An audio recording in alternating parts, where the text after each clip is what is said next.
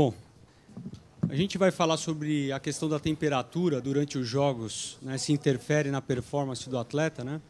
E os nossos convidados é o Guilherme Passos, que é o fisiologista da seleção brasileira, né?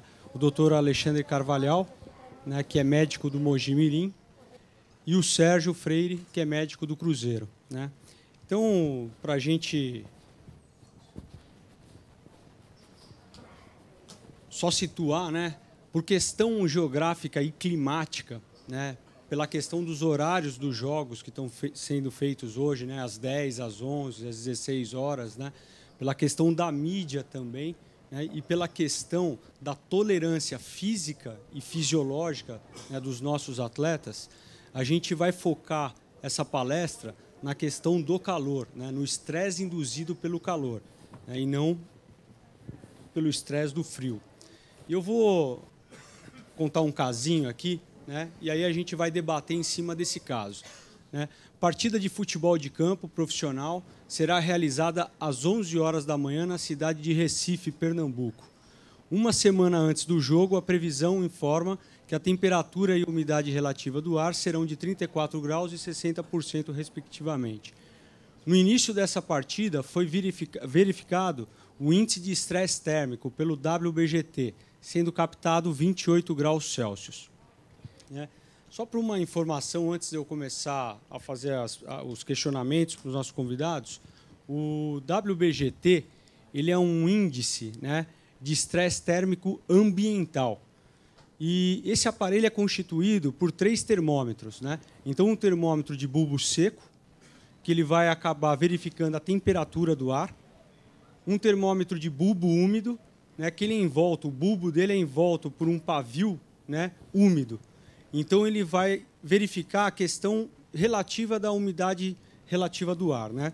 E um termômetro de bulbo preto, né, que esse bulbo ele está dentro dessa esfera metálica preta, né, que vai acabar tendo o componente de energia radiante, né? E pela fórmula, a gente acaba vendo que o principal componente, né, é o termômetro de bulbo úmido. Então, nos mostrando que a umidade relativa do ar é muito importante nessas questões, né?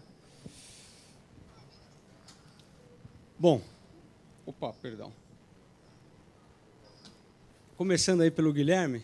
Guilherme, nesse caso aí, né, a gente tem queda de performance mesmo. Eu sei que vocês estão estudando até pelas questões, né, pelo Comitê Nacional. Como é que você vê essa questão? Bom dia a todos. Só uma correção breve, Michel. Eu não sou fisiologista da seleção brasileira, eu sou fisiologista, trabalho na Granja Comari. A seleção brasileira atualmente está com o fisiologista que é o Dr. Luiz Crescente, né, na seleção adulta. Falando em termos de termorregulação, né, no ambiente quente, como todo mundo sabe, a gente tem um desvio cardiovascular, né, para a periferia, aumentar o fluxo sanguíneo para a periferia. E isso, em algumas temperaturas, no caso dessa, que é considerada uma temperatura alta e uma umidade relativa do ar alta, você tem um grande desvio cardiovascular para que ocorra a troca de calor, tanto por convecção, que é aumentando a temperatura da pele, e pela sudorese, pela evaporação do suor, no caso, né? Então, esses dados aí desses gráficos, eles mostram que aumenta a carga cardiovascular, reduz o fluxo sanguíneo, né, para a musculatura ativa, pode reduzir o fluxo sanguíneo e, consequentemente, reduzir o trabalho do jogador durante a partida. No próximo slide, a gente tem alguns dados da literatura. Eu acredito que o Dr. Sérgio vai trazer alguns dados do Cruzeiro, né, mais prático, mostrando que a distância total ela pode reduzir até 7%. Esse trabalho foi um IBOTG considerado moderado a alto, 40 graus Celsius, que foi desenvolvido esse estudo, a 40 graus Celsius, temperatura seca, porém a umidade relativa do ar não estava tão alta, que foi um estudo desenvolvido no Catar. Então, ele diminui em torno de 7%, passa de correr a 9 km num jogo, a 12, de 8 a 11, diminui muito as distâncias em alta velocidade, chegando até 26%, e, principalmente, esse decréscimo na performance ocorre no segundo tempo de jogo, né, onde o jogador, claramente, já está um pouco mais desgastado. Entretanto, nós vamos adiantar um pouquinho, depois o Dr. Sérgio vai falar um pouco da parte da queda de performance. Em 2 estudos, um realizado com jogos amistosos e um na própria Copa do Mundo de 2014, foi verificado um aumento do número de passes certos no jogo quando ele é desenvolvido em ambiente quente. Então, é algo para a gente refletir, diminui a velocidade do jogo, diminui o número de sprints, porém a qualidade dos passes pode aumentar. É claro que tem que ser feitos mais estudos para investigar isso. Isso acaba sendo um contraponto bem interessante, né, Guilherme? Isso. É claro, eu coloquei lá no título, o esporte é autorregulado. Então, numa situação, o futebol é autorregulado, o jogador corre a velocidade que ele determina, né? Então, ele ajusta a intensidade de jogo, talvez para ter um estresse similar, físico similar. E aí, esse mesmo trabalho de 2012, ele mostra que, como tem essa redução da carga mecânica, né, pela redução dos sprints, a gente pode observar similaridades nas respostas de alguns marcadores musculares, mioglobina, na CK, tanto em ambiente quente, ali representado pelo vermelho, quanto em ambiente temperado. Então, é algo para a gente refletir. E até mesmo na performance, em um teste físico realizado logo após o jogo. Uma certa similaridade quando o jogo é realizado em ambos os ambientes. Então, é mais uma reflexão. Diminui desempenho, porém tem esses contrapontos. Alexandre, a gente sabe que lá no interior paulista, né, a gente tem temperaturas elevadas, né? Como é que você vê essa questão da performance lá na prática mesmo? Boa tarde. É um evento novo, né, esse horário para a gente. Então, a gente está ainda desbravando as consequências, né? Eu tive 2 jogos nesse horário que, por sorte, graças a Deus, eu não tive nenhuma intercorrência. Mas eu acho que o cuidado com a hidratação, com a temperatura que vai estar lá, a gente conversa com o juiz previamente, para que não tenha nenhuma intercorrência, assim. Eu não tive, no caso. Perfeito. E aí, Sérgio, como é que você enxerga isso lá pelo Cruzeiro? Boa tarde aí a todos. Agradeço aí o convite aí da comissão organizadora. É um prazer mais um ano estar presente com grande motivação que a gente vê e participa desses eventos. Então, assim, acho que a resposta inicial é sim. A temperatura elevada ela influencia na performance, sim. É claro que, em cima disso, é cercado de todos os cuidados em cima dessa situação. Isso acontece, eu coloquei ali em cima dessa cascata de desidratação que eu chamei. Então, a temperatura ela vai influenciar numa questão importante, que é a desidratação. Então, a temperatura elevada promove aí um certo grau de desidratação, que a gente sabe que, por uma competição de demanda, dentro da demanda cardiovascular, controle de temperatura corporal e da atividade muscular, em cima disso, essa distribuição e essa competição já leva a uma queda de desempenho. Ali, só 2 informações em termos de referência, pode voltar aí, por favor, Michel. Mostra aonde que isso é influenciável. Questão de fluxo sanguíneo, aumento de esforço, transferência de calor, modulação energética, aumento de ácido lático e um aumento do desgaste. Tenho aqui 2 dados. A gente teve no ano passado 3 partidas no horário e numa temperatura um pouco mais elevada. Todas essas partidas a gente comparou com só jogos no Mineirão, então no mesmo local. Então o fator que influenciou foi a temperatura mesmo. E aí a gente viu em cima do jogo, numa temperatura mais elevada, uma queda de desempenho no segundo tempo. E vários fatores foram analisados, entre número de sprints, número de desaceleração, velocidade de desaceleração, distância percorrida, vários fatores foram analisados, mostrando que numa temperatura mais baixa a gente observou uma evolução um pouco mais linear e a temperatura mais elevada, uma queda desse desempenho. Então, embaixo, dentro dos vários fatores que foram analisados, a gente viu os quadradinhos azuis, onde que no jogo, na partida, isso se repetiu nas outras comparações também, onde em partidas com temperatura mais amena teve os melhores resultados. Então, assim, a gente sabe que tem a queda de desempenho, sim. Em cima dessa observação é que a gente procura, dentro do que o Guilherme falou, com outras variáveis e com outros cuidados, buscar um controle e uma minimização dessa situação. Então, pela diminuição de ações e de distância e de velocidade, a gente busca, com alguns outros cuidados, o controle disso. Pode passar, Michel?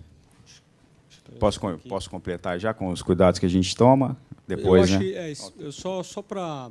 Agora, eu acho que é interessante a gente falar sobre a questão de algumas manifestações clínicas que podem ocorrer, né? Porque isso que é importante para a gente. Como é que a gente vai atuar? Como é que a gente identifica, né? Então, eu acho que isso é uma coisa interessante, né? A queda de performance, a gente viu que ela tem uma queda de performance, né? Mas isso impede de ele jogar, né? Então, isso que é uma coisa importante para a gente, né? Porque nos estudos mostram que não, né? Então, vamos lá. Aí eu vou querer perguntar para você, Alexandre, quais são as manifestações clínicas, né, as doenças que estão associadas com o estresse, né, do calor, induzido pelo calor? A gente se depara no jogo mesmo, né? Eu acho que uma das manifestações mais comuns são as câimbras, né? Vindo na sequência do jogador nauseado, do jogador fadigado, né? E eu acredito que o grande feeling que a gente vai ter aí é de você saber abordar isso de uma forma de que, voltando na palestra do Dr. Rodrigo, do risco de performance e do risco de vida, da saúde do atleta, né? Sim. Ali naquela parada técnica é muito rápido. O jogador vem, o técnico quer falar, você tenta hidratá-lo, resfriá-lo, mas não funciona muito bem. Certo. Eu acho que assim, você se deparando com uma alteração, com um déficit, você visualizando ali, que é difícil também, neurológico, você tem que intervir de uma forma diferente. Ótimo. Que seria aí, no caso, a intermação, né, que seria o último estágio, né, só para complementar, né? A intermação a gente acaba diagnosticando através de uma temperatura central maior do que 40 graus, né, associada a uma alteração neurológica, confusão, desorientação, até chegar no coma, né? Então, isso seria a manifestação clínica mais perigosa. E quando você chega nessa intermação, você tem que atuar rapidamente, porque é uma emergência médica, né? Então, você fazer uma imersão no atleta, né, com banheira gelada, né, são coisas importantes, tá bom? Você pegou lá alguma manifestação clínica devido ao calor, Sérgio? Tive sim, Michel. Em uma dessas partidas, um dos nossos atletas, ainda no primeiro tempo, chegou a ter um mal-estar, uma coisa um pouco mais branda, não tão grave, né, como você explicou aí, mas teve um mal-estar, com náusea, quase foi substituído ainda no primeiro tempo, mas no intervalo não teve condições de voltar e foi substituído. Então, era um caso de uma exaustão, né? Só para deixar uma coisa bem clara, é muito raro a gente ter episódios de intermação no futebol, porque ele não é um esporte contínuo, né? Então, você tem como atuar. E é isso que o Comitê Nacional está fazendo, para orientar. A gente até tem uma margem de segurança, porque a FIFA, ela orienta a parada para hidratação com 32 graus Celsius do WBGT. E a nossa comissão, ela orienta uma parada a partir dos 28 graus Celsius, né? E, lógico, e tem o bom senso, né? Isso não é porque o WBGT precisa estar 28. Se o WBGT está 27 e o médico vai lá, conversa com o árbitro, né, conversa com outro colega, achar melhor ter a parada, aí prevalece o bom senso, né? Como na medicina sempre, né, prevalece o bom senso. E aí eu acho que a parte mais importante seria essa questão das estratégias de prevenção, né? Como é que a gente pode atuar? Porque a gente está aqui para aprender isso, né? E aí eu gostaria de voltar a pergunta para você, Guilherme. Como é que você vê essas questões de estratégias de prevenção, né, dessas manifestações e até mesmo da queda de performance? Certo. Eu trouxe um slide aí para exemplificar, que é do mesmo trabalho, mostrando que sim, a gente tem que ter cuidado com o jogo no ambiente quente. Tem atletas, ali é gráfico de temperatura interna, medida por uma cápsula ingerida, né, que fica alojada no intestino, e no ambiente quente e no ambiente temperado. Então, a gente vê que eles atingem, tem valores lá superiores a 40 graus, eles atingem essas temperaturas. Mas no próximo slide, vocês podem observar que a parada médica ela é bem instruída, que é onde que ocorrem as dissociações das curvas, né? Os minutos da parada médica é onde ocorrem as dissociações das curvas para a intervenção, né? E para talvez reduzir essa temperatura corporal. Isso é uma estratégia.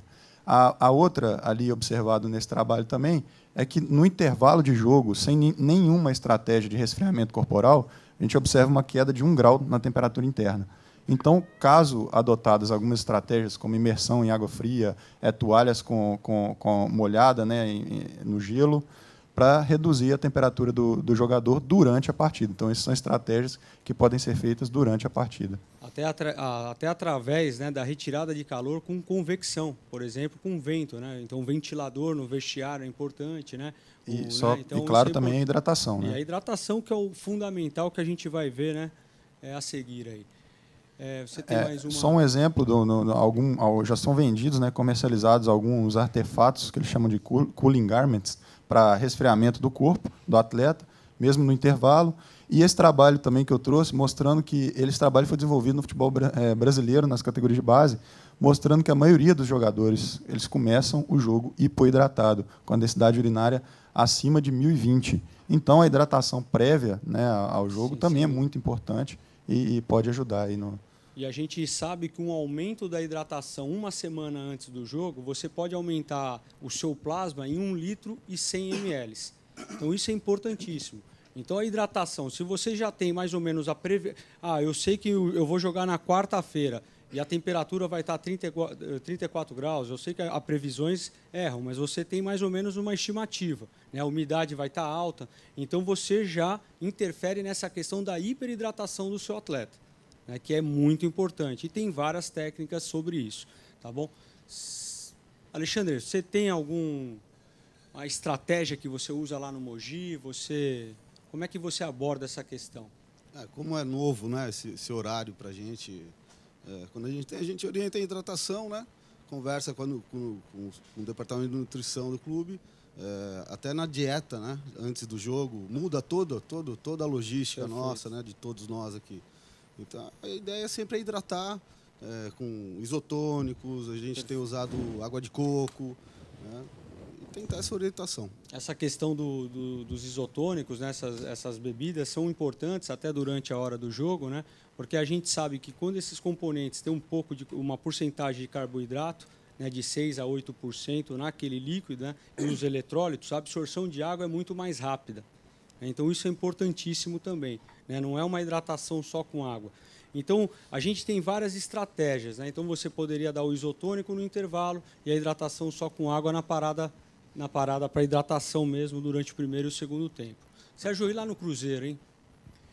Então, Michel, acho que é importante a gente falar, né? Acho que todo mundo aqui é muito bem informado, né, sobre isso. Eu acho que a grande importância aí, eu acho que realmente já uma preocupação, se a gente já vislumbrar essas implicações antecipadamente. E aí inicia dias, ou principalmente no dia anterior do jogo, né, com uma alimentação aí, bem adequada, visando aquela reserva de glicogênio, que é onde vai causar toda a fadiga, todo o desgaste, né, a cãibra. Então, no dia, a gente sabe que essa alimentação ela não vai gerar toda essa reserva aí, necessária para a hora da partida, para a hora do jogo, e já a hidratação também já antecipada. No dia do jogo, a mesma coisa em termos de cuidado de alimentação, o sono.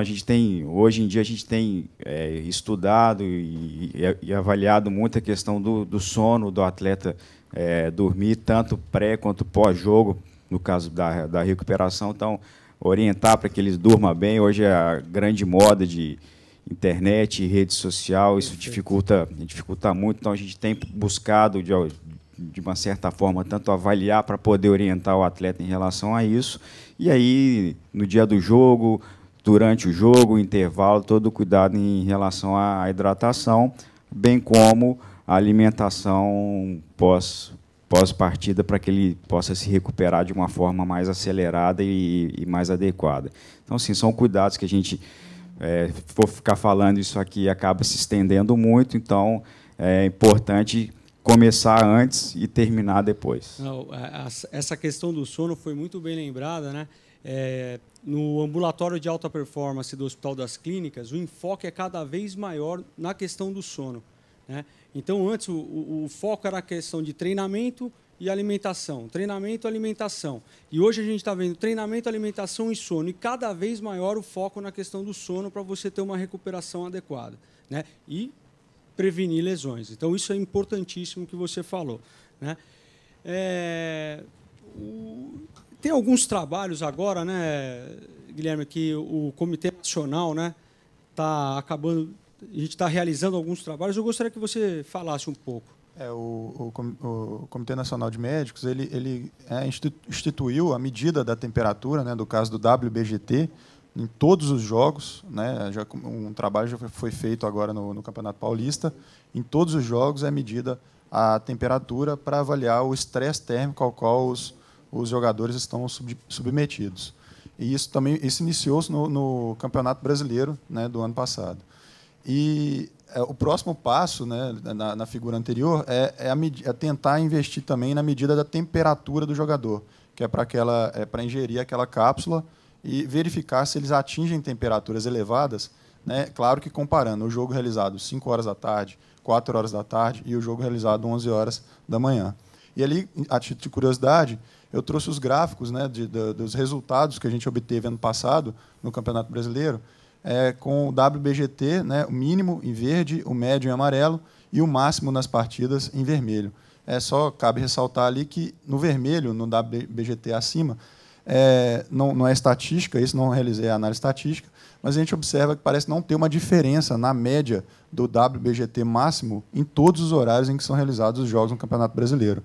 Apesar de 11 horas a gente ter encontrado um valor de temperatura seca bem elevado, devido à baixa umidade relativa do ar, a gente não encontrou valores elevados de WBGT que indicariam estresse térmico. Perfeito. E é só lembrar da fórmula, né?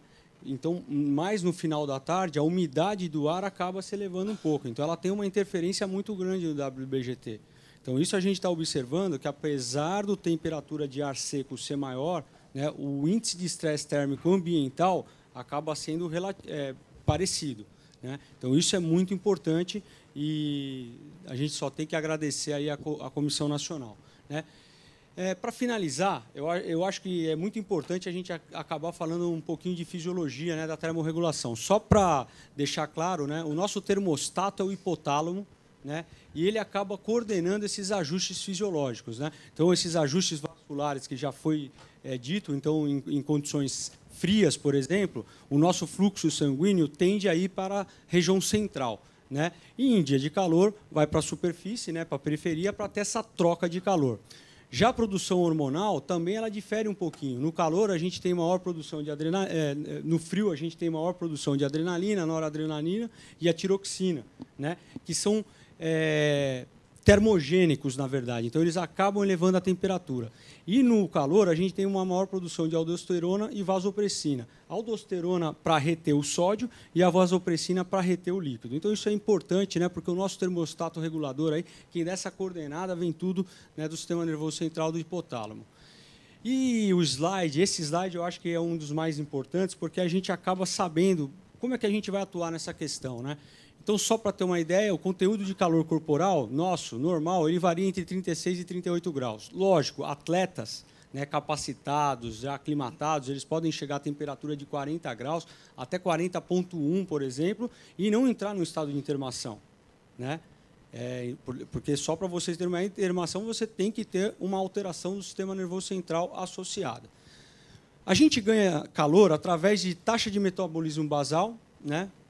Atividade muscular, então não esquecer, né, essa energia química, né, para você ter um trabalho mecânico, ela tem liberação de calor. Então, quando a gente está fazendo atividade, né, a gente acaba aumentando o calor. A parte hormonal, né, que eu acabei de falar, o efeito térmico dos alimentos, então isso é importante até na questão de suplementação. A gente sabe, por exemplo, que tem muito clube que às vezes usa um termogênico que não é doping, por exemplo, a cafeína, né, antes do jogo. E a cafeína, por exemplo, ela pode aumentar a temperatura. Então, é perigoso, às vezes, usar a cafeína num momento que o estresse ambiental é muito alto. Então, isso é importante. Modificações posturais, né, a questão do meio ambiente, né, que a gente tanto falou, e a questão da radiação e condução. Então, a radiação é aquele ganho da energia radiada, né? Então, por exemplo, o sol está mandando calor, ele não está em contato nada, mas ele está mandando um calor, ele está aumentando o calor do nosso corpo. E a condução é quando a gente tem contato, ou seja, se o campo está quente, né, e está em contato com o atleta, ele recebe esse calor do campo. Então, olha que legal. Então, se você molhar o campo nesses dias, talvez você melhore essa questão da condução. Aí o pessoal, mas a umidade relativa do ar não vai aumentar? Pode aumentar ali na hora, mas o importante é você, às vezes, melhorar essa questão da condução. E a perda de calor, ela é devida à radiação, então o nosso corpo está quente, ele está radiando o calor para fora, né? Através da condução. Então, se eu estou aqui e eu toco num objeto mais frio, eu estou liberando o meu calor para esse objeto. E a convecção, que é a passagem de ar ou água na nossa pele. O maior exemplo no futebol é o vento.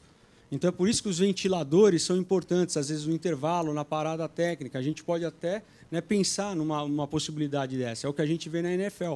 Né? Então, eles têm aqueles grandes ventiladores, porque as vestimentas dos atletas, né, são pesadas. Então, eles usam aqueles ventiladores até para resfriar o corpo, às vezes, nas paradas. Né? E o mais importante de todos é a evaporação, sem dúvida nenhuma. Né? Então, a evaporação é quando a gente está num ambiente muito quente, né, num ambiente muito úmido, às vezes a gente vai acabar ganhando calor pela radiação e condução. A gente não consegue perder calor. Então, a evaporação vai ser a única forma da gente perder calor. Né? E para você ter uma evaporação adequada, como o Sérgio falou, né, otimizada, a hidratação é fundamental. Né? Então, essa hidratação tem que ser, né, muito bem planejada. É uma hiperidratação, até para a hora que ele tem uma desidratação, ele chegar num estado mais ou menos hidratado. Então, isso é importante. Outra coisa que interfere nessa questão de conteúdo corporal são as vestimentas. Né? Então, a gente sabe que cores escuras acabam absorvendo mais o calor radiado. Então, é melhor você jogar com uma roupa clara. Né? Uma roupa clara. E o mais importante, uma roupa folgada. Né? Por quê? Porque se você tem uma roupa muito colada, você não consegue perder o calor pela convecção, pela passagem de ar entre a pele e o tecido. Então, isso é importantíssimo também. Estado de treinamento. Então, por exemplo, as pessoas destreinadas, não aclimatadas, elas correm mais risco. Né? Então, a gente sabe hoje que os nossos atletas, geralmente, eles treinam das 9 horas ao meio-dia. Então, para esse horário, eles estão aclimatados. Né? Então, a gente, às vezes, fala, dá para organizar. A questão da transpiração que eu falei e a outra coisa são estratégias preventivas. Então, eu vou hidratar esse atleta durante a semana, eu vou usar a hidratação no tempo técnico, né, no tempo da parada e no intervalo. Tá bom? Eu gostaria de agradecer. Opa, uma pergunta. A gente tem um tempinho ainda. A gente tem um tempo. Um minuto. Só um comentário muito rápido. A gente tem tido aí, quando se tomou essa decisão, os Jogos da Manhã são um sucesso, aumento de público de 20%, e a gente procurou fazer essa mesa, até colocamos o Sérgio, que já sabia que a gente tinha esse trabalho de diminuição da performance, o seu diretor já tinha nos colocado.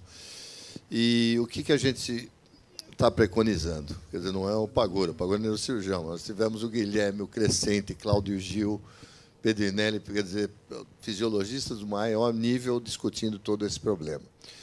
E nós orientamos o seguinte: primeiro, que está muita dificuldade de você chamar a parada médica. A parada não é técnica, a parada é médica, não tem tempo técnico. E a gente briga, e a gente vê, agora vem a parada técnica. Quando a gente estipulou os 30 minutos, o Guilherme mostrou muito bem. E o que nós preconizamos, o que a gente tem visto? Primeiro, que nós temos que se brigar para que se chame parada médica.